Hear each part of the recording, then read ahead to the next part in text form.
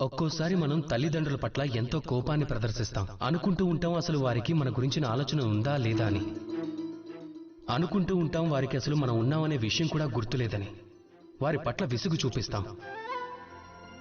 కానీ మీరు ఎప్పుడైనా దీనిని అనుభవించారా? మన కళ్ళతో మనం ఎప్పుడూ మన ముక్కుని చూడలేము. ఎందుకంటే అది కళ్లకు చాలా దగ్గరగా కళ్ల మధ్యలో ఉంటుంది.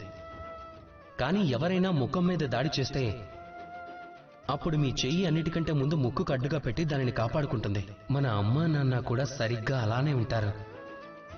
మీ యొక్క మంచి కోసం, మీ యొక్క సురక్ష కోసం ఎప్పుడూ తత్పరులై ఉంటారు. అందువల్ల వారి ప్రేమను ఎప్పుడూ కూడా శంకించొద్దు. ప్రతిసారి వారి ప్రేమ మీకు స్పష్టమైన రూపంలో కనపడాల్సిన అవసరం లేదు. ఎందుకంటే ఈ ప్రేమ ఎలాంటిది అంటే ఎప్పుడూ మీకు పడగలాగా వెన్నంటే ఉండి మిమ్మల్ని కాపాడుతూ ఉంటుంది. రాధా కృష్ణ.